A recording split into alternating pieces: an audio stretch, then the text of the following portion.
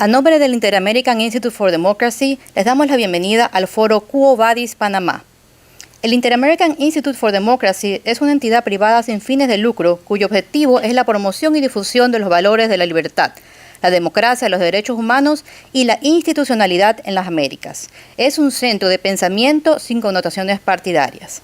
Iniciamos este foro con la participación de Ana Matilde Gómez, abogada por la Universidad de Panamá, fue fiscal general de Panamá desde el 2005 al 2010 y diputada de la Asamblea Nacional del 2014 al 2019. Su trayectoria en el servicio público es extensa. Ha sido directora legal ejecutiva de la Comisión de la Verdad para investigar los crímenes cometidos bajo los regímenes de Omar Torrijos y Manuel Noriega. Ana Matilde Gómez fue candidata presidencial en el 2019. Bienvenida. Muchas gracias. Muy buenas tardes a todos los miembros del American Institute for Democracy, así como a las personas que han tenido a bien invitarme a este espacio de encuentro de pensamiento. Lamento que haya sido con tan poco tiempo, pues yo no me siento tan calificada como para poder hablar del éxito del milagro panameño, tal como se me planteó, no solo por carecer tal vez de la formación para ello, sino porque yo no considero que somos ningún modelo de éxito. Pero estoy muy consciente que las cifras macroeconómicas han venido reflejando o más bien escondiendo, disfrazando, disimulando un problema sistémico que arrastra a nuestro país, que tiene un modelo político que ya colapsó. Y puedo entender esa interpretación para los economistas de que Panamá es un modelo de éxito, porque en el año 2018 teníamos un Producto Interno Bruto per cápita de $15,000 y por el cual se nos declaró como el país más rico de América Latina. Tuvimos por 4 años seguidos hasta el año 2017 una deuda en relación con el PIB por debajo del 40%, y también impresionábamos a los economistas por tener una inflación promedio menor del 1%. El Canal de Panamá tiene aportes importantes a la economía y en el año 2017, así como en el 2018, entregó 1.700 millones en utilidades. También hemos liderado en América Latina en los últimos años la inversión extranjera directa y hemos cerrado con un déficit fiscal hasta el año 2018 con menos del 2.5% con referencia al Producto Interno Bruto.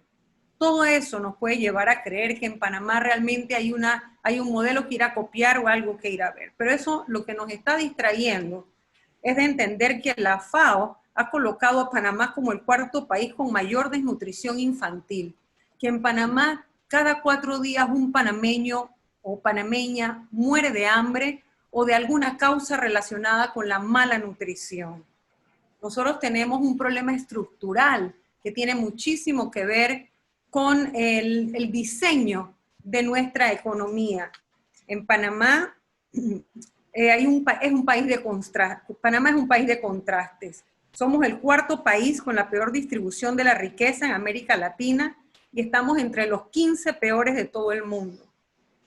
En la República de Panamá, el 20% de los hogares más ricos recibe el 54.1% del ingreso total y el 20% de las familias más pobres recibe tan solo el 3.2% del ingreso. Nosotros tenemos más del 40% de empleo en la informalidad. Y todas estas son las realidades que encontró la pandemia. La pandemia, que es una crisis sanitaria de la que no se ha escapado prácticamente nadie en el mundo, nos ha venido a enrostrar que Panamá tenía otras crisis en cierne, y es la crisis institucional, la crisis económica, la crisis social y por supuesto la crisis política. Nosotros tenemos una realidad que nos llama la atención sobre el desabastecimiento de medicamentos, sobre una mala distribución en el presupuesto que es inequitativa y no es consona con la realidad del país. Tenemos problemas de agua potable, tenemos problemas de conexión a internet con una cobertura que está por debajo del 60%, corrupción en materia de nombramientos y contratos con el Estado, la caja del Seguro Social, que también es un reflejo de todo esto que planteé del trabajo informal, que la pandemia nos encontró con más de 400,000 600 panameños en trabajo informal, cifra que ha aumentado, por supuesto, en la pandemia, porque tenemos más de 250.000 contratos de trabajo suspendidos. Y por supuesto, no podemos dejar de mencionar que tenemos problemas de clientelismo. Y el clientelismo político, en nuestro modelo político, en nuestro mal modelo democrático, representativo, que ya está agotado, que esconde un inmediatismo en las políticas públicas o en las propuestas de solución a los problemas, nos está llevando a un atraso y a una mediocridad. Todo esto es lo que a mi juicio me hace no poder aceptar que nosotros sigamos siendo reconocidos o que se nos ubique en la América Latina como un modelo de éxito que hay que ir a imitar. Ahora, en medio de esta situación sanitaria que ha puesto en evidencia las otras crisis que permanecen, por favor me avisan cuando ya se me acaba el tiempo, que olvidé poner el contador a medirlo. En medio de esta crisis, el gobierno llama a un diálogo, pero un diálogo pareciera entre los mismos que han hablado siempre. Yo considero que el problema fundamental que se resiente en la sociedad panameña es que nosotros ya estamos listos para un proceso constituyente que nos dé un nuevo pacto social. Sin embargo, no se han dado las condiciones, no se quiere creer ni apostar por la capacidad del pueblo para darse su nuevo contrato o pacto social, para que se refunde esa relación entre gobernantes y gobernados, y se nos plantea ahora un diálogo otra vez de mano o a través de herramientas tecnológicas que parecieran inclusivas, pero que no lo son en la medida que no todos los panameños tienen la posibilidad de entrar en una plataforma digital para poder opinar, ni tampoco están en condiciones de opinar cuando la pandemia los ha golpeado tan fuerte,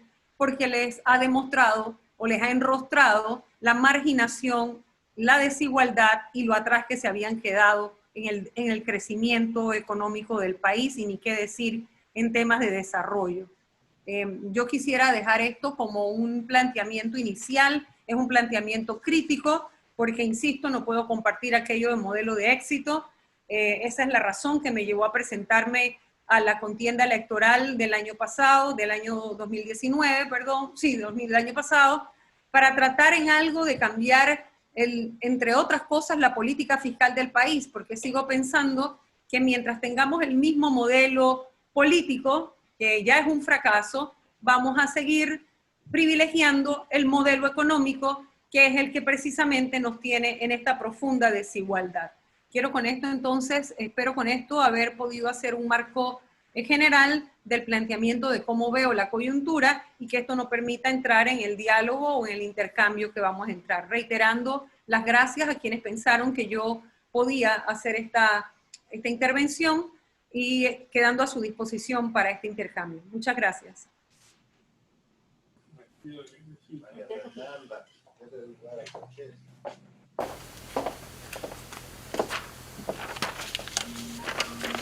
Agradecemos la participación de Ana Matilde Gómez, y ahora continuamos con Guillermo Cochés, abogado de la Universidad de Panamá y político panameño, que fue representante de Panamá ante la Organización de Estados Americanos entre el 2009 y el 2013, donde realizó valientes denuncias contra el régimen de Hugo Chávez, plasmándolas luego en su libro Imprudencias de un diplomático inconveniente. Hace pocos meses lanzó en la FIL de Panamá su más reciente libro, Luchar sin permiso. Muchas gracias.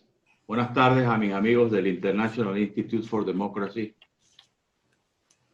Yo comparto totalmente lo que ha señalado mi exalumna Ana Matilde Gómez con mucha claridad. No considero que somos ningún modelo de éxito.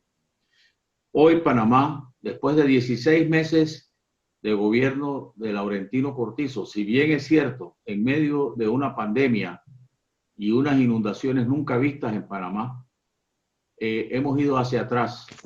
Hace unos días decía que quizás por lo que Ana Matilde sostenía, que como el sistema está tan colapsado, cada presidente nuevo como que hace el esfuerzo de ser peor que el anterior.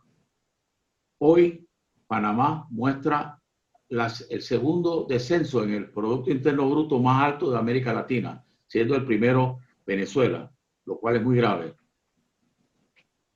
Estamos recaudando menos de 2.000 millones al año. Sin embargo, el presupuesto de la nación sigue en ascenso y siguen en ascenso los nombramientos en la planilla estatal, particularmente de los diputados. No sé si tenemos algún parecido en esto de los salarios y las críticas con lo de Guatemala. No hay oposición. Todos los diputados de todos los partidos están cortados con la misma tijera. Eso también me recuerda lo que está ocurriendo en Venezuela, en Guatemala, y lo que ocurrió hace unos días en el Perú. Vivimos una crisis institucional totalmente marcada por el populismo, el clientelismo. Aquí hay un partido que tenía 10 años de no llegar al poder y llega y pareciera que consideran el Estado como una agencia de colocación de empleos para emplear a todos los miembros de ese partido. Como bien señalaba Ana Matilde Gómez, el gobierno nacional, pretendiendo buscar quizás en terceros las soluciones que han sido incapaces de tomar a corto plazo, plantea un diálogo nacional a largo plazo. La penúltima etapa será en agosto del próximo año. No sé si llegaremos allá con la crisis que vivimos en materia económica, en materia social. El desempleo ha aumentado considerablemente a niveles nunca vistos en el país. Y verdaderamente pienso que no, así como no existe oposición, no hay un gobierno con un deseo profundo de cambiar. Y pide que esos cambios se lo diga a la sociedad civil, como bien dice Ana Matilde también, que a mi juicio no está bien representada en ese diálogo nacional, para buscar soluciones que han sido incapaces de buscar. Yo preveo explosiones como las de Guatemala, las de Costa Rica o las del Perú a corto plazo, porque las explosiones sociales se van a profundizar quizás a partir de enero, cuando la situación sea más grave, la suspensión de los contratos laborales se persista. Un economista me decía, referente a un artículo que escribí en el día de hoy sobre este tema, si el 21 va a ser malo, 2022 va a ser peor. O sea, no, los economistas no le ven salida a la crisis porque no cambiamos el sistema, un sistema totalmente politizado, clientelista, entregado a los sectores económicos más obsoletos, y verdaderamente es preocupante. La única salida que yo le veo a esta crisis es una parecida a la que se dio en 1987, cuando, develadas todas las sinvergüenzuras que hacían los militares tras las confesiones del coronel Roberto Díaz Herrera, se creó una cruzada civilista. Creo que en todos los partidos políticos hay gente harta de lo que ven las cúpulas de sus partidos y hay gente que tendría la capacidad para buscar una solución entre todos en una especie de cruzada nacional por la ética y la moral. Ojalá que no lleguemos a los escenarios de los demás países, porque somos un país que se fundamenta en la inversión extranjera, hoy muy disminuida, tiene mucha presencia extranjera en el país en materia de negocios, en materia de residentes, y todo eso alejaría todo lo que nos ha convertido, según algunos, en un modelo a seguir en materia económica. A mi juicio no lo ha sido, porque las diferencias sociales con este sistema se han profundizado más. Muchas gracias. Bueno, agradecemos al abogado Cochés por su importante exposición. Ahora damos la bienvenida a Carlos Raúl Moreno, abogado, empresario, ex subadministrador de la Autoridad Marítima, colaborador del Comité Panameño por los Derechos Humanos. Ha sido miembro de la Junta Directiva del Colegio Nacional de Abogados, secretario de Asuntos Internacionales en una de ellas, asesor del Tribunal Supremo de Justicia Legítimo de Venezuela y conferencista en ciclos de conferencias del Centro para Estudios Estratégicos e Internacionales de Georgetown University. Por favor. Sí, muchas gracias. Hay que pasar acá el micrófono.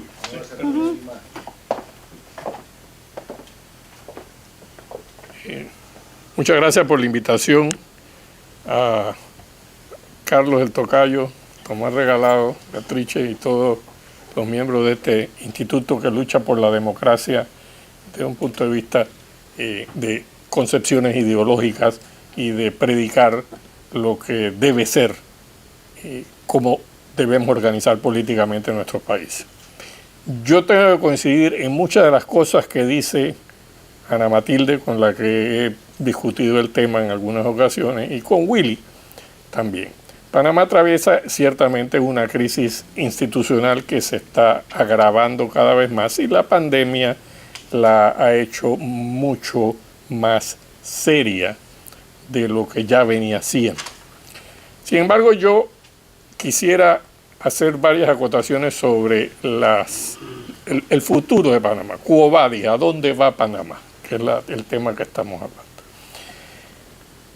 Definitivamente hemos tenido un prodigioso crecimiento económico que en las décadas pasadas fue de los mayores de América Latina, lo que indica un flujo de capitales y un ingreso, una producción nacional que superó una de las más grandes del mundo. Llegamos a crecer hasta 8, 9, 10%, yo recuerdo.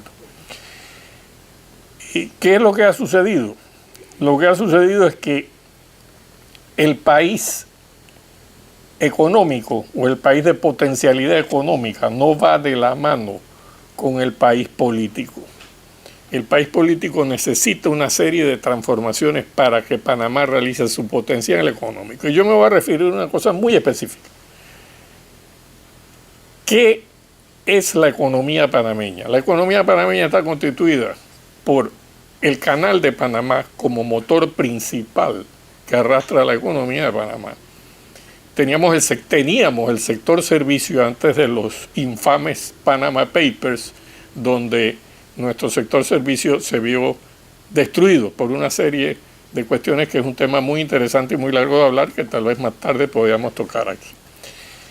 Y ahora unos yacimientos de cobre, que es Minera Panamá, que está empezando a desarrollar y crear una fuente de empleomanía e ingreso muy grande al país. Tenemos la línea nacional Copa, y esos son los mayores generadores en la economía panameña en estos momentos. Pero Panamá tiene algo más. Fuera del canal, Panamá tiene un destino marítimo. Miren, en el mundo hay pocos lugares de la importancia estratégica marítima de Panamá. Tenemos el estrecho de Malaca en Asia, tenemos el estrecho de Hormuz, tenemos el canal de Suez y tenemos el canal de Panamá. Eso constituye las principales cuellos de botella, por decirlo de alguna manera, del tráfico marítimo del mundo que pueden ser explotados. O sea, Panamá fuera del canal tiene un potencial de desarrollo marítimo que no ha sabido aprovechar la clase política panameña. ¿Por qué lo digo? Porque, por ejemplo, voy a ser específico en cosas. Usted va a Singapur, usted va a los grandes puertos del mundo y usted ve que los barcos que están esperando atracar o que están salidos, se acodan cantidades de barquitos para prestarles servicios de todo tipo, casinos, discotecas, venta de mercancía seca, etcétera, etcétera. Cuando usted va llegando a Panamá y va en el avión, usted ve la cantidad de barcos que hay por atravesar el canal. Y usted dice, qué desperdicio. Aquí no hemos podido, el gobierno no ha entendido lo que tiene entre manos y lo que puede desarrollar en el sector marítimo, en ese rubro solamente. Pretende hacer eso objeto de concesiones, como si el Estado fuera a darle algo a alguien que con una nave pequeña pone 4 máquinas, traga monedas, busca un permiso y se va a acodar a los barcos. Entonces el proceso de otorgar concesiones lleno de unas burocracias horribles. La Autoridad Marítima de Panamá. Panamá es el primer país de abanderamientos en el mundo. Entre ingresos directos e indirectos, genera 300, 400 millones de dólares que cada día van disminuyendo. Porque realmente lo que fue muy novedoso en el registro panameño en la década del 70 y 80, que permitió que creciéramos al primer lugar del mundo, se ha vuelto obsoleto por la tecnología. Entonces, ¿qué sucede? Competimos. ¿Quién es nuestra competencia en este mercado? Liberia, que la preside un panameño, que por su talento se lo llevaron los liberianos y ahora resulta que es el CEO, el que le sigue a los dueños del registro de Liberia, es un panameño, altamente calificado, el ingeniero Alfonso Castiller. Se lo llevaron. Y cada 5 años se cambian todo el personal de la autoridad marítima y no se le da continuidad a los programas. Además, nuestra competencia son empresas privadas. El registro liberiano, el registro de Marshall Island, se adaptan a las necesidades del mercado con rapidez, lo que exigen los armadores, los cambios que se necesitan administrativos para darle agilidad al registro. Panamá mantiene una estructura gubernamental dentro de la autoridad marítima que regula todo lo concerniente a la economía que no es canalera. Entonces usted ve el problema de todas las burocracias de nuestros países. Para aprobar un presupuesto, para imprimir unos brochures, para ir a una convención marítima en Singapur, resulta que no hay partida, que tiene que ir a la Contraloría, que no fue esto, que pasar esto para acá. Entonces, mientras nosotros no transformemos y hagamos, por ejemplo, dentro de los cambios constitucionales, que es otro tema que yo después, tal vez, si nos da el tiempo, les puedo decir cuál es mi opinión, deberíamos incluir, así como hay un título para el canal, deberíamos incluir en ese título para el canal esbozar los principios de la explotación marítima, pesquera y de servicios. La pesquera, un desastre que les puedo explicar, por ejemplo el atún. El atún es un pez que viene por las aguas del Pacífico, pasa por Costa Rica, pasa por Panamá, se va para Ecuador, pero entonces nosotros tenemos una política azul conservacionista donde no dejamos que pasen, que los pesquen las flotas de cualquiera, la China, la peruana, cualquiera flota va y lo pesca porque no tenemos los mecanismos para proteger las normas de conservación de la especie del atún que deberíamos tener para prohibir y no dar licencias. Se trató de impulsar que se dieran licencias para empresas que procesaran, que pusieran valor agregado, que encima pagaran tasas para que el gobierno tuviera la capacidad de monitorear y controlar y preservar el recurso natural renovable. O sea, las propias empresas pesqueras que estaban dispuestas a asentarse en Panamá como un lugar de procesamiento pesquero con licencia pesquera iban a pagar para que tuviéramos lanchas, helicópteros, todas las demás cosas que no tenemos para controlar nuestro bello principio de conservar las especies marinas. Entonces, le estoy dando un ejemplo concreto de los cambios y el por qué, a pesar de tener muchas posibilidades de desarrollar, les he dado un ejemplo concreto en el área marítima. Y dejo abierto pues el debate para que continuemos conversando al respecto.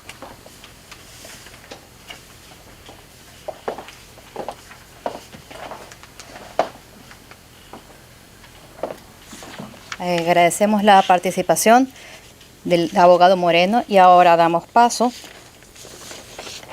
a Raúl Eduardo Molina, licenciado en Derecho y Ciencias Políticas en la Universidad de Panamá, con posgrado en Alta Gerencia y maestría en Administración de Empresas por la Universidad Interamericana de Panamá. Es miembro del Instituto de Estudios para una Sociedad Abierta, ISA, y de la Academia Panameña de Derecho Administrativo. En el sector público ha prestado su contingente en el Ministerio de Comercio e Industrias y en la Superintendencia de Seguros y Reaseguros.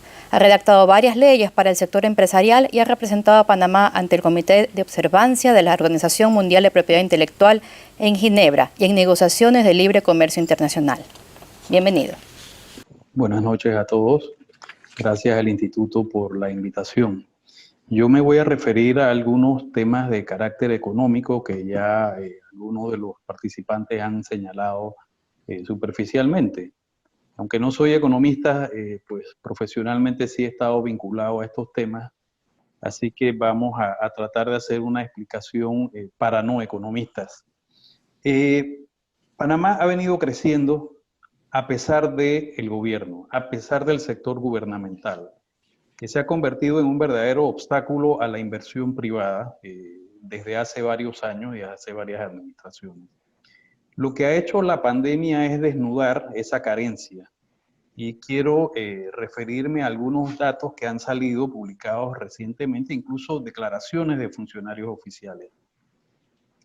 De acuerdo al MEF, el Ministerio de Economía y Finanzas de Panamá, el estimado del impacto de la pandemia para el año 2021 en el PIB va a ser de un 10%.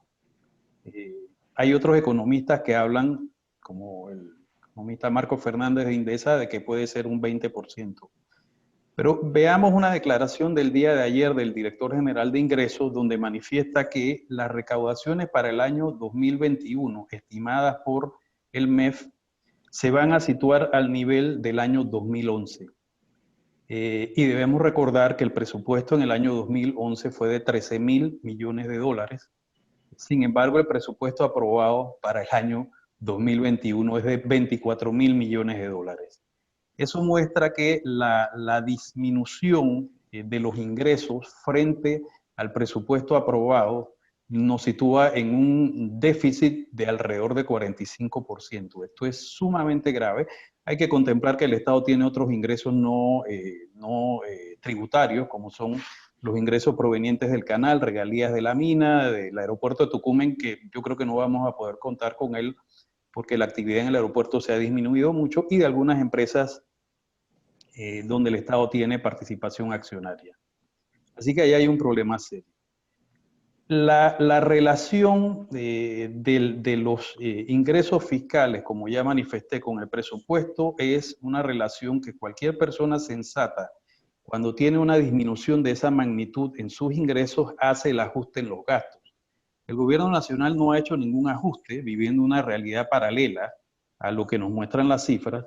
Y no solo no ha hecho ajustes, o más bien sí los ha hecho hacia arriba. El presupuesto del año 2021 muestra un ligero incremento con respecto al presupuesto del año 2020, llegando incluso a aprobarse aumentos automáticos de salario a varios sectores del servicio público, pactados en los acuerdos y en las leyes especiales, sin contemplar la situación especial derivada del COVID.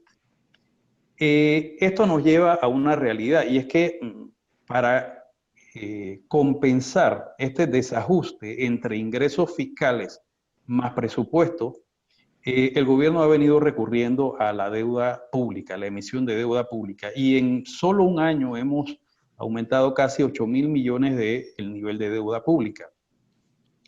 Lo que se ha venido diciendo es que la deuda pública de Panamá es sana porque todavía la relación entre deuda y como porcentaje del Producto Interno Bruto es menor del 50%.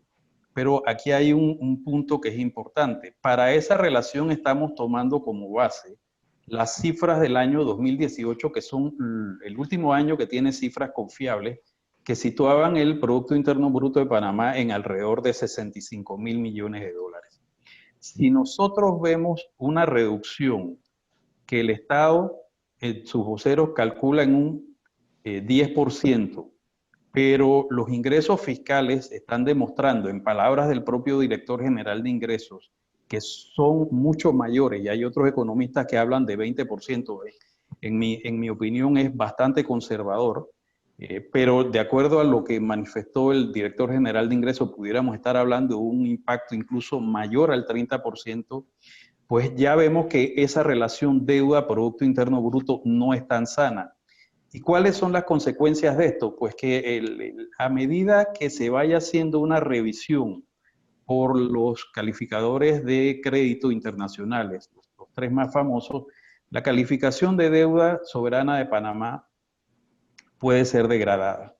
Y esto no es un tema que solo concierne a economistas, esto yo creo que nos debe preocupar a todos.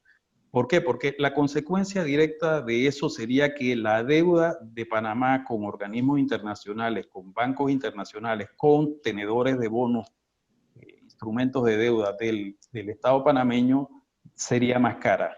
¿Esto qué significa? Que el costo de servir esa deuda sería mucho más alto, y probablemente eso llevaría a las autoridades y a los políticos nacionales a la tentación de balancear el presupuesto vía imposición y aumento de impuestos, cuando lo que se necesita en una coyuntura como esta es precisamente un poco de flexibilización, y es una de las quejas reiteradas que se hacen al mercado panameño. El crecimiento que se ha venido dando no es producto de las acciones gubernamentales, es a pesar de las acciones gubernamentales. Pero ha llegado el momento, producto de la pandemia, que eso hemos llegado al límite. Entonces, aquí hay unas medidas a adoptar que hasta el momento el gobierno no ha mostrado disposición a adoptar. El sector público en Panamá emplea en números redondos, no es exacto, cerca de 300.000 personas. La cifra estimada anda alrededor de 280.000, pero redondeando son 300.000 personas. Yo recuerdo que durante mi periodo en el Ministerio de Comercio yo vi un estudio del BID del año 2000-2001 en que Panamá podía y debía funcionar con alrededor de 80.000 empleados públicos. Y hacía la comparación con la República del Salvador, que en ese momento tenía un sector público de aproximadamente 75.000 funcionarios con una población de 7 millones de habitantes. Nosotros escasamente llegamos a 4 millones de habitantes. Entonces, esa exuberante flora burocrática, esa exuberante fauna burocrática, nos crea una serie de problemas. Y es que se ha llegado al nivel en que hay una excesiva regulación para todo. Incluso disposiciones legales, reglamentarias que son contradictorias entre sí. Y que además tenemos un mercado laboral con un código de trabajo que es propio de una economía industrial, que no es el caso de Panamá, es una economía de principios del siglo XX, cuando hemos llegado a una economía del conocimiento y de la tecnología. Entonces tenemos un reto. Yo creo que Panamá ha demostrado capacidad a través del tiempo en superar estas crisis. Lo demostró poco después de la invasión, que fue el sector privado el que superó la postración económica en que esa crisis llevó al país. Pero se requiere que el gobierno y la clase política entienda que tiene que hacerse a un lado, tiene que hacer sacrificios, tiene que ajustarse el cinturón, y hasta el momento lamentablemente no vemos nada en esa dirección. Creo que esto por ahora es un pantallazo bastante rápido, bastante somero de la situación nuestra. Muchísimas gracias a Raúl Eduardo Molina. Ahora damos paso a Beatriz Rangel. Es directora del Inter-American Institute for Democracy. Fue Chief of Staff del presidente Carlos Andrés Pérez y es máster en Desarrollo Económico y máster en Administración Pública de Harvard University. Bienvenida, Beatriz. Muchas gracias, María Fernanda. Quisiera dedicar estas reflexiones a la memoria de dos panameños ejemplares, don Diógenes de la Rosa y don Gabriel Luis. Ambos contribuyeron con su talento a sentar los pilares del bienestar panameño contemporáneo, porque ambos manejaban como dioses la variable que muchos latinoamericanos ignoran, la geopolítica. Conocí a Panamá cuando tenía 15 años, y a mi padre se le ocurrió que deberíamos visitar el vecindario antes de visitar el mundo, y nuestro vecindario era Sudamérica. La gira terminó en Panamá. Nos alojamos en un Hilton de Punta Peitilla, lugar considerado como de privilegio por la vista y la cercanía a la Nunciatura Apostólica. No había edificios de más de 10 pisos, ni autopistas, ni centros de convenciones, ni malecones. Era una comunidad sencilla y abierta, cuyos miembros exhibían con orgullo su calidad de ser destino logístico de la región a partir de haber sido sede del Congreso Anfictiónico de Panamá, convocado por Simón Bolívar. El Producto Interno Bruto era de 776 millones de dólares. En contraste, Costa Rica tenía un Producto Interno Bruto de 542 y Nicaragua de 342. Y el ingreso per cápita de Panamá era de 608 dólares y su tasa de crecimiento del 4.3%. El gobierno se podría describir como una democracia censitaria e ineficiente, que desde 1904 hasta 1968 estaba controlada por la oligarquía comercial. Del 68 al 89 dominaron la escena política los militares y a partir de 1990 se restituyó la democracia. Desde entonces hasta esta fecha, Panamá ha evolucionado positivamente en todas las dimensiones. Políticamente su democracia se ha consolidado. El país superó el trauma de la invasión norteamericana provocada por la dictadura de Noriega.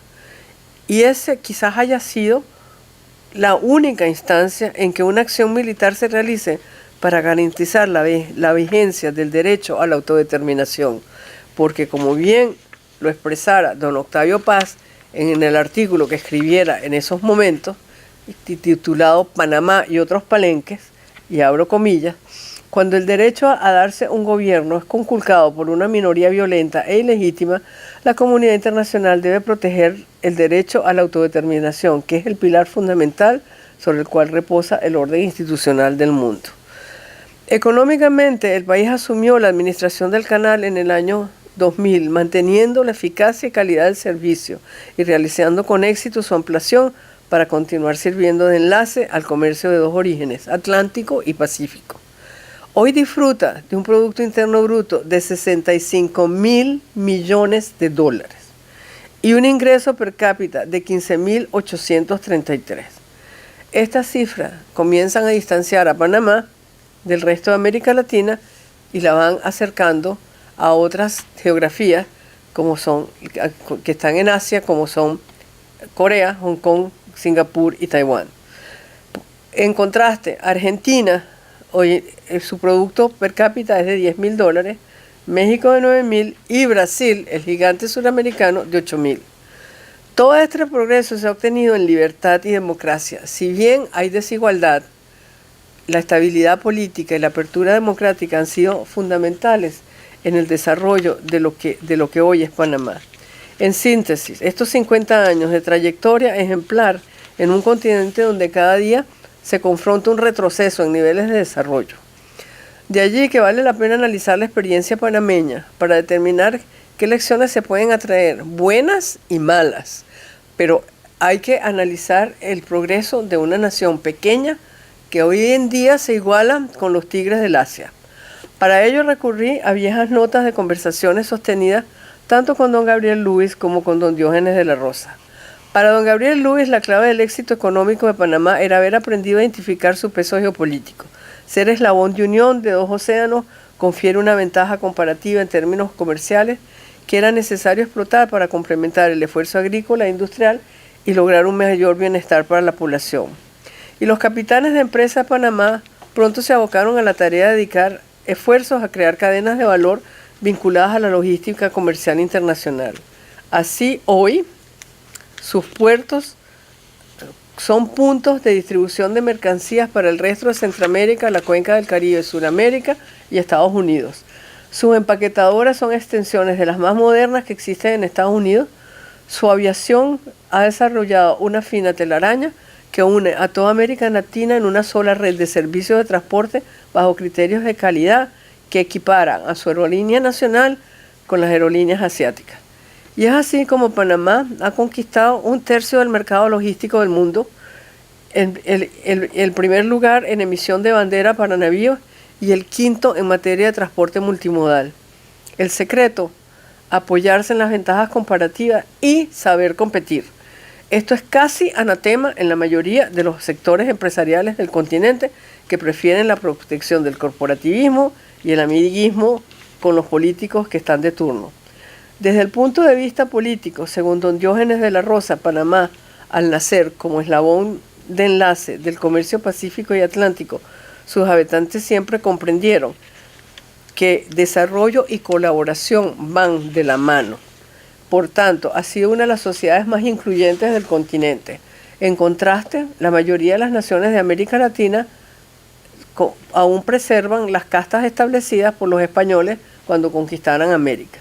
El progreso, por tanto, ha dado un auge a la movilidad social y aun cuando todavía quedan bolsones de pobreza, ha surgido en Panamá una cultura de clase media que privilegia la libertad y que está dispuesta a luchar por sus derechos, incluyendo los económicos.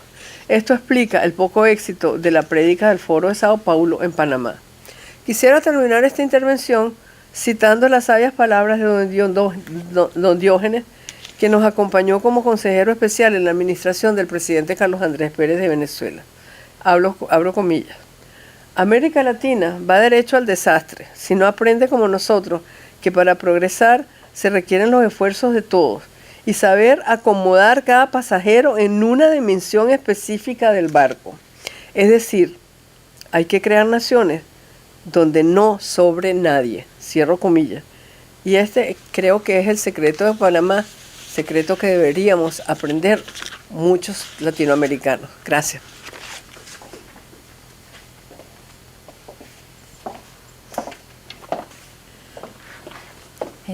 Muchísimas gracias a la doctora Beatriz Rangel por su importante exposición. Ahora vamos a dar la bienvenida al director ejecutivo del Inter-American Institute for Democracy, el doctor y politólogo Carlos Sánchez Berzaín, catedrático y exministro de Gobierno de Bolivia. Por favor.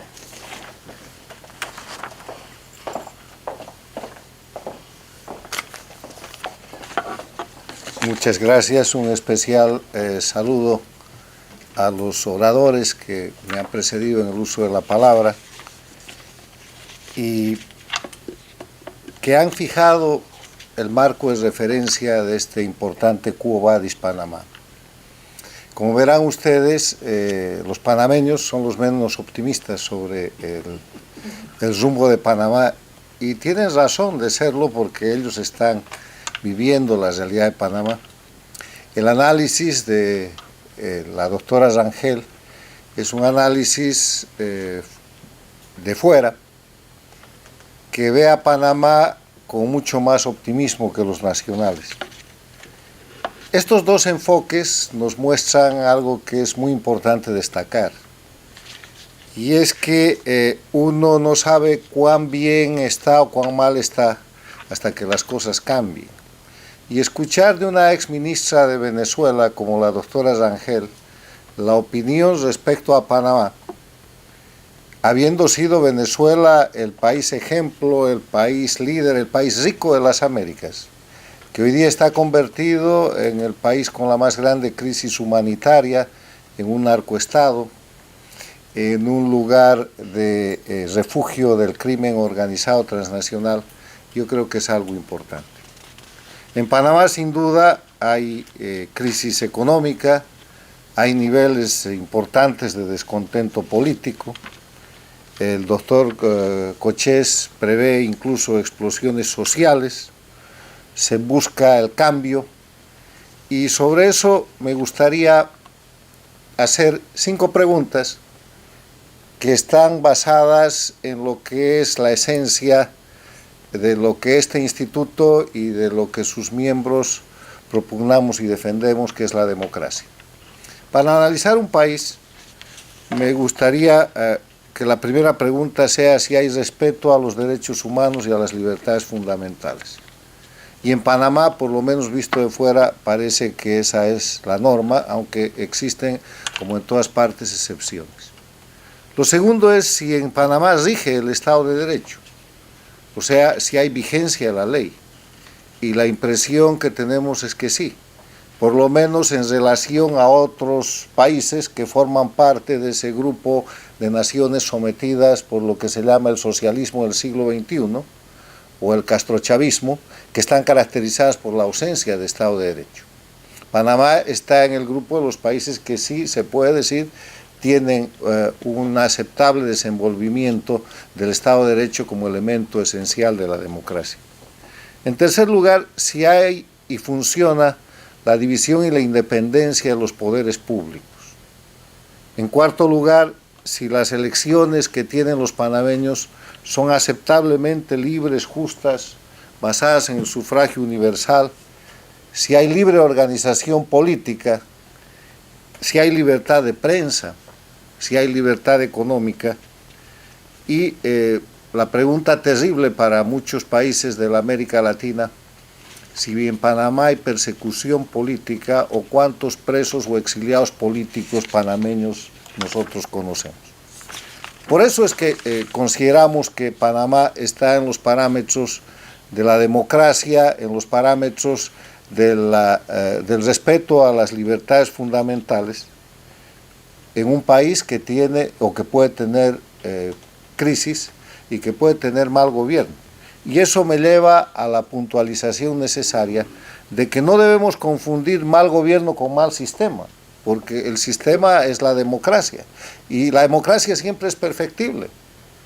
No tenemos que caer en la situación de quemar la casa porque tiene goteras o tiene unas ventanas o vidrios rotos.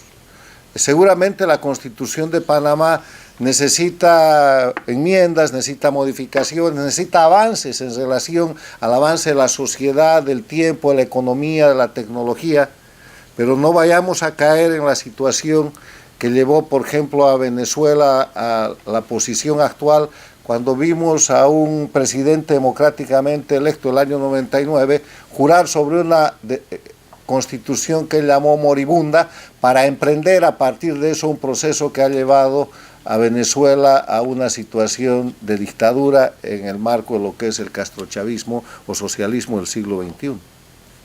Yo creo que en el Quo Vadis Panamá me cumple puntualizar que Panamá tiene grandes desafíos en el ámbito de lo que es el perfeccionamiento de su organización jurídico-constitucional, que tiene grandes oportunidades en el campo de lo que es un mayor y mejor sistema que haga un gobierno más abierto, un gobierno más transparente, con más mecanismos democráticos que permitan mayor satisfacción en la ciudadanía y que tiene la oportunidad de utilizar la condición geopolítica que tiene y los resultados que ha obtenido hasta aquí para un mayor y mejor crecimiento económico.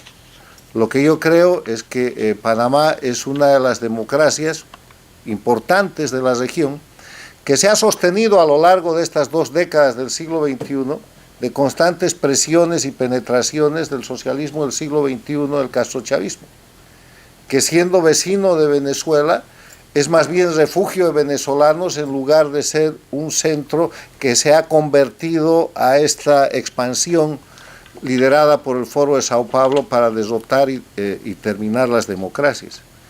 Y nos preocupa que existiendo las condiciones de crisis, de descontento y de necesidad de cambio que existe en Panamá, esas condiciones no sean adecuadamente utilizadas para que la sociedad civil panameña redefina lo que es el mejor camino democrático de Panamá y se aproveche por el contrario para que sucedan hechos que han llevado a otros países con las mismas pretensiones, con iguales, mayores o menores, pero similares problemas, a la situación de optar por el desastre, que es, por ejemplo, el caso de Venezuela, el caso de Nicaragua, el caso de Bolivia, el caso de los países en los cuales, por acusar defectos y crisis que presenta la estructura del Estado, simplemente han liquidado la democracia, han quemado la casa en lugar de cambiar la ventana o reparar el techo.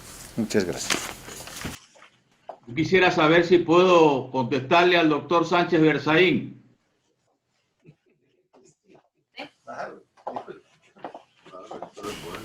Adelante, por favor.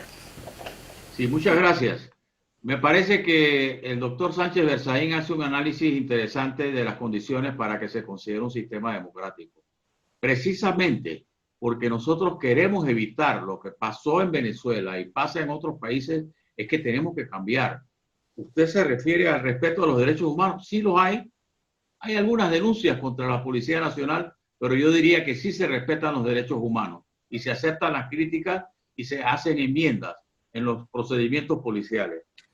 Sin embargo, hay 2 puntos que yo no estoy de acuerdo, que si rige el sistema de derecho. No vivimos en un régimen de derecho.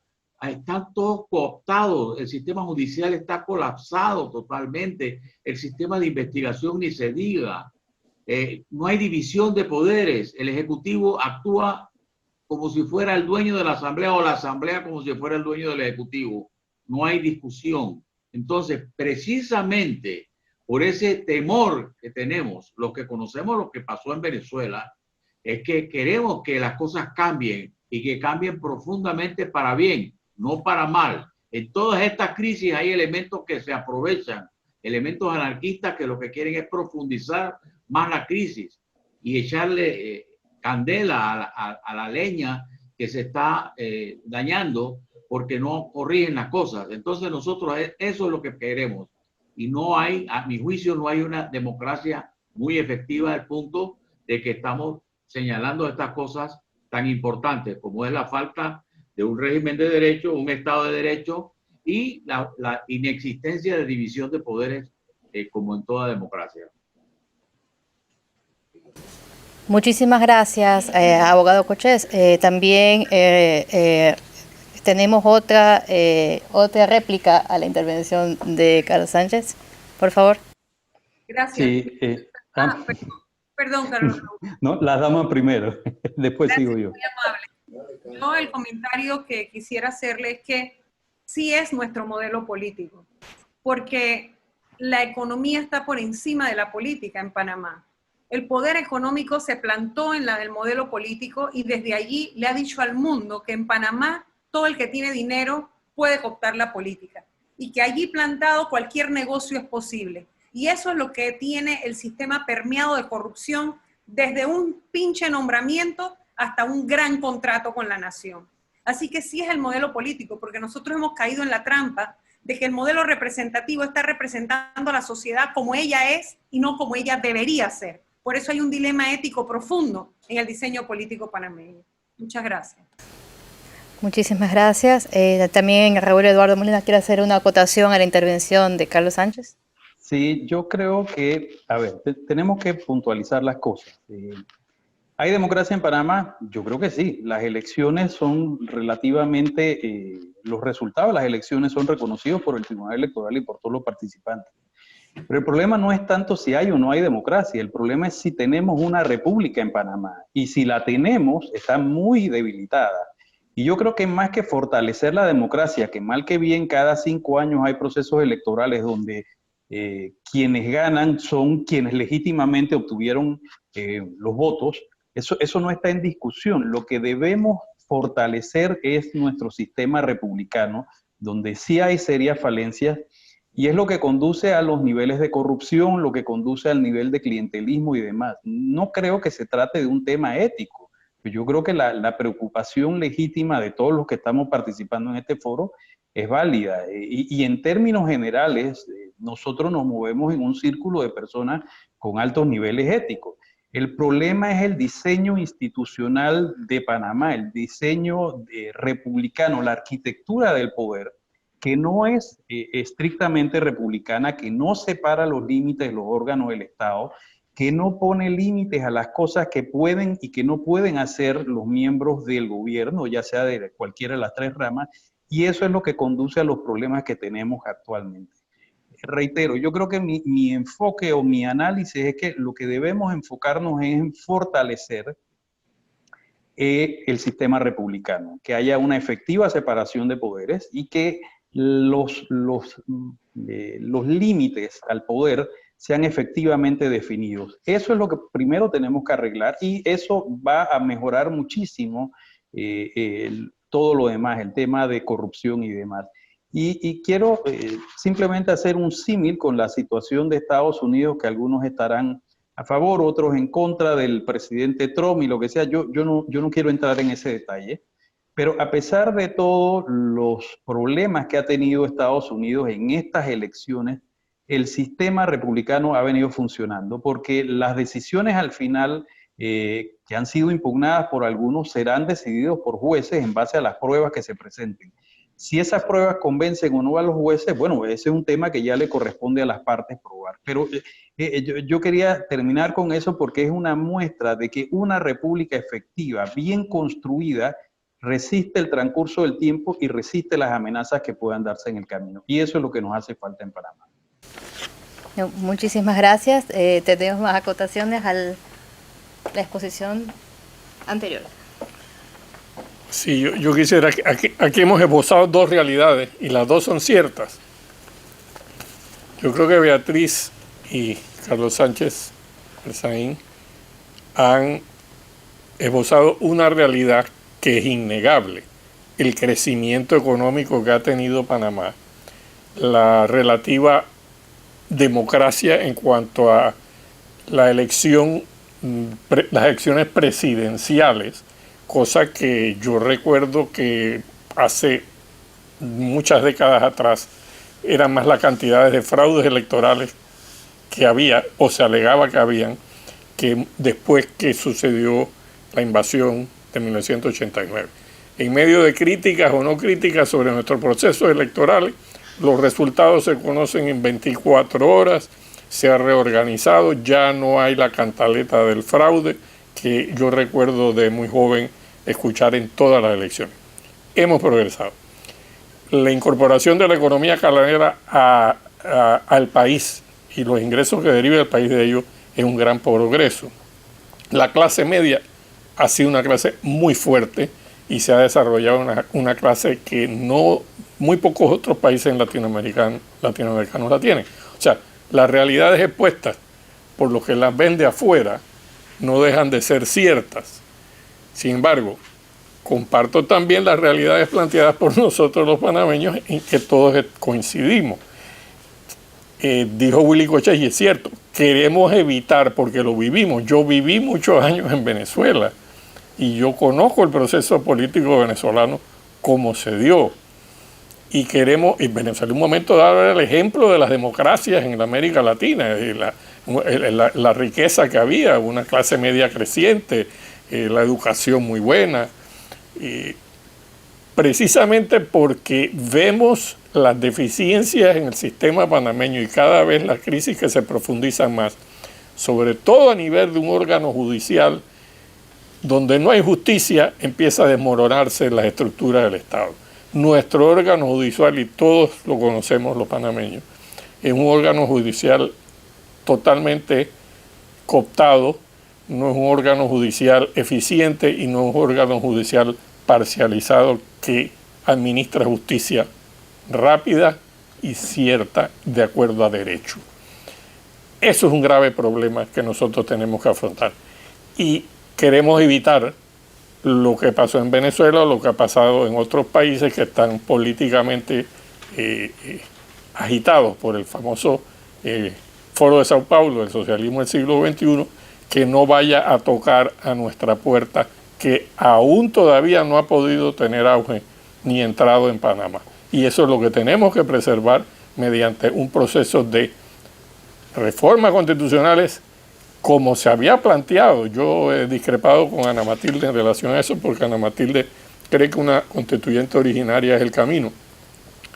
Por años se estudió una comisión representativa de muchos sectores de Panamá, hizo un proyecto de reformas constitucionales para evitar el trauma de una constituyente que uno sabe cómo empieza y no sabe cómo termina.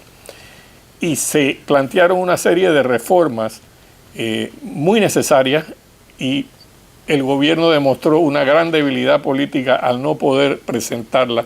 La presentó a la Asamblea y lo primero que hizo la Asamblea metió unas cantidades de otras cosas terribles que no tenían el apoyo popular, comenzó la resistencia popular a eso. No pudimos, después de muchos años de estudio y redacción de un proyecto de modificaciones que no sería perfecto, como nada es perfecto, sino perfectible, pero que eran cambios necesarios, no hubo la capacidad política, como no ha habido en muchas otras cosas en los gobiernos que hemos tenido hasta este momento, para poder hacer avanzar esas reformas que se habían presentado.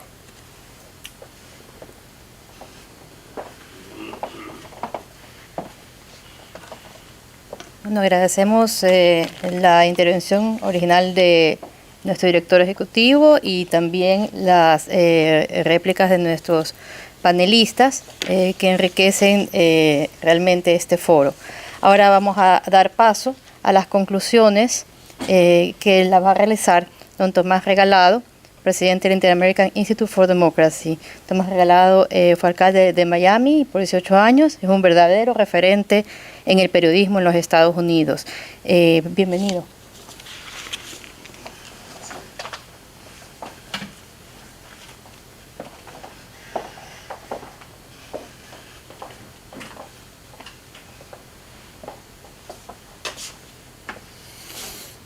Primero que todo, darle las gracias a los panelistas. Ha sido una tarde verdaderamente enriquecedora para los que nos interesa la América Latina, y los puntos de vista que hemos escuchado son realmente válidos y además tienen un contenido de números que son los necesarios para saber la realidad de nuestros países. Si usted le pregunta a cualquiera en las calles de Miami, me imagino que en las calles de Panamá, en cualquier país, si quiere que el 2020 acabe de terminar, pues con toda seguridad le va a decir que sí, por la pandemia que ha golpeado a toda la población mundial y algunos países y sobre todo algunas poblaciones frágiles que realmente han quedado devastadas. Para el instituto ha sido, sin embargo, una enseñanza como para reinventarse. Recordamos que en el local de Coral Way, una de las arterias más importantes que tiene la ciudad de Miami, pues se reunían decenas y decenas de personas, y cuando aquello no se imaginaba uno que iba a existir un protocolo llamado distancia social, pero se reinventó. Y entonces la dirección, los miembros de este buró ejecutivo, decidimos todos, bajo el liderazgo de Carlos Sánchez Berzaín, de comenzar estos foros de Quo Vadis, porque el pueblo de la América Latina merece saber, porque el pueblo de los Estados Unidos de habla hispana también merece saber. Y verdaderamente ha sido un éxito porque la recepción que han tenido estos foros ha sido extraordinaria a través de los medios. Y yo me recuerdo que había preocupación en Carlos y en Beatrice cuando se iba a hacer una presentación aquí, de buscar las personas para que físicamente estuvieran, y eso pues ahora se ha convertido en un reto tecnológico para nuestro técnico Wenceslao, de que se conecten o no se conecten las personas. Pero yo creo que lo que hemos escuchado hoy es importante y no debe ser anecdótico solamente, como lo que escuchamos en el Quo Vadis Colombia, Quo Vadis Perú, Quo Vadis El Salvador, y por eso este instituto quiere exhortar a todos aquellos que a través de todos estos meses, muchos de encierro, se han conectado, a que vuelvan a reencontrarse con estos foros. Ahora que pasaremos en las casas, muchos, estas festividades, es importante volver a repasar todo lo que se ha dicho, porque no se puede mirar al futuro si no se entiende el pasado y por supuesto el presente. Por eso a mí me ha dado mucho placer, como esta presidencia es rotativa, estar en estos meses de pandemia, porque hemos aprendido mucho y hemos escuchado a voces que quizás no lo hubiéramos podido tener de haber tenido estos foros presenciales como se hacían a través de los años aquí. Así que entre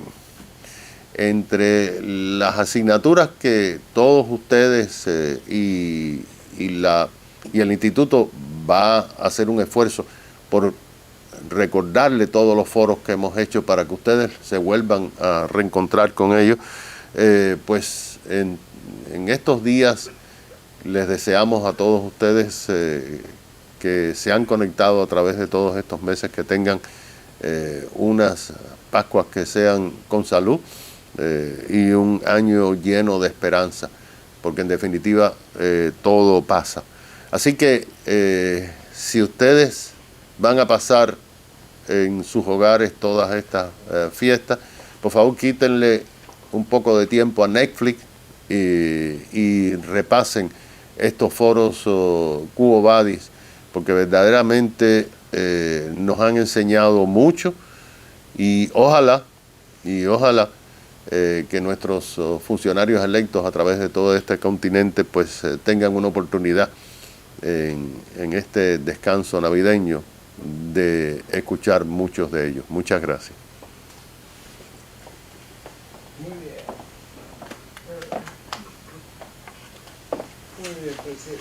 Agradecemos a nuestro presidente, don Tomás Regalado, y ahora vamos a dar paso a las preguntas que nos han llegado para nuestros panelistas. Una es para el doctor Carlos Raúl Moreno, que se encuentra con nosotros aquí. Le preguntan por qué se requieren cambios constitucionales en Panamá y qué vía es la más apropiada. Abogado.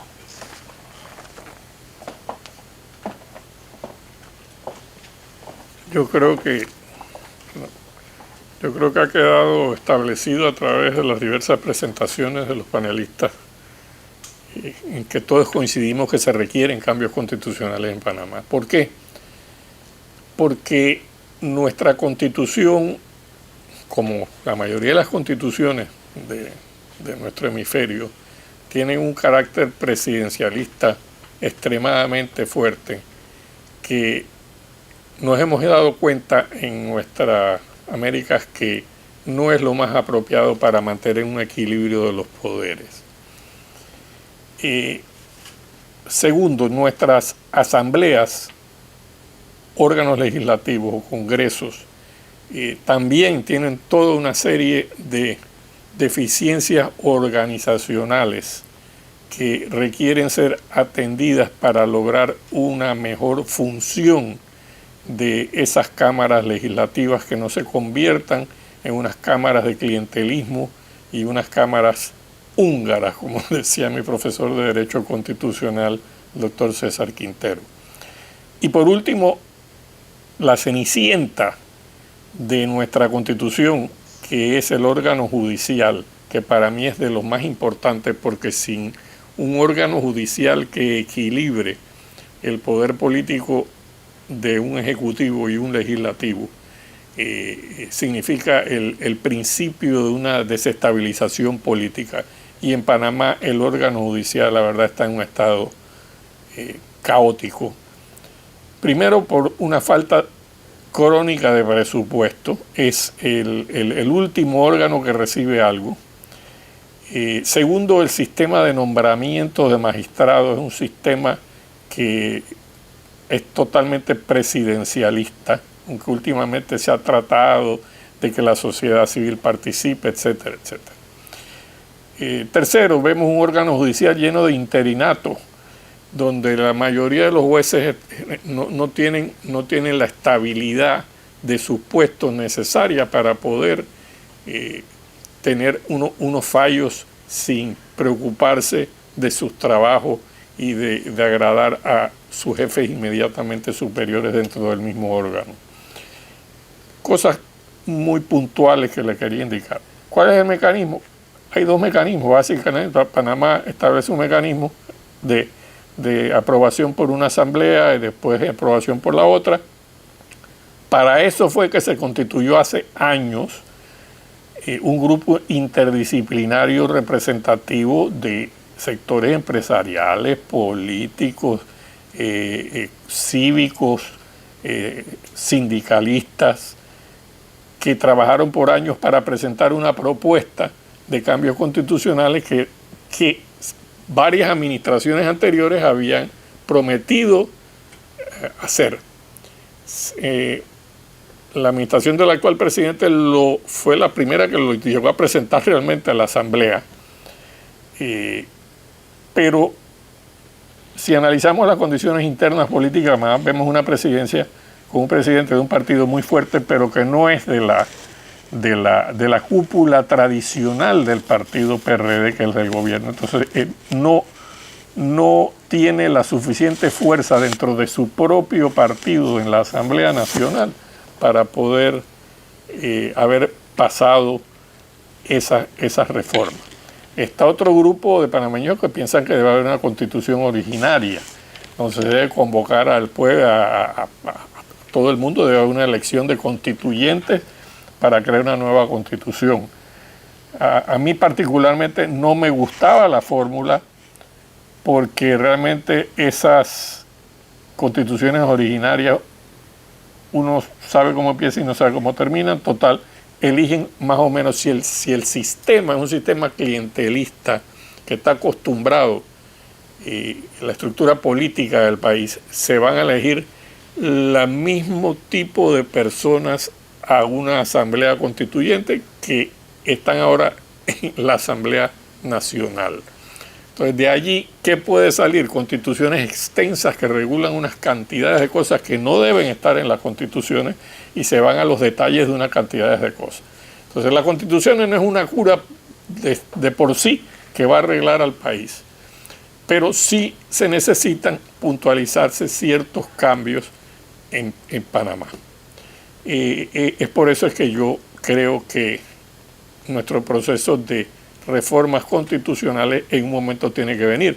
Y como quiera que no se puede hacer en el sistema menos traumático para los intereses y la economía del país, porque un proceso constituyente originario crea incertidumbre. Y en esta época de pandemia, que hay mucha incertidumbre económica, un proceso constituyente crea el doble de incertidumbre.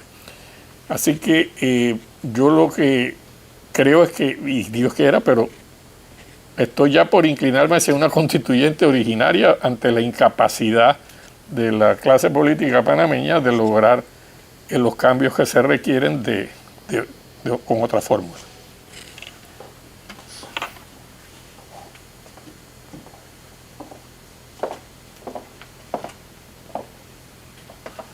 Muchísimas gracias, abogado Moreno. Muchísimas gracias a todos nuestros panelistas, quienes han participado con fabulosas intervenciones y se ha podido crear inclusive un debate dentro de este espacio, que es precisamente una de las misiones fundamentales que tenemos aquí, el debate de ideas. Y Panamá, el Quo Vadis Panamá, es un foro que ha sido un gran aporte.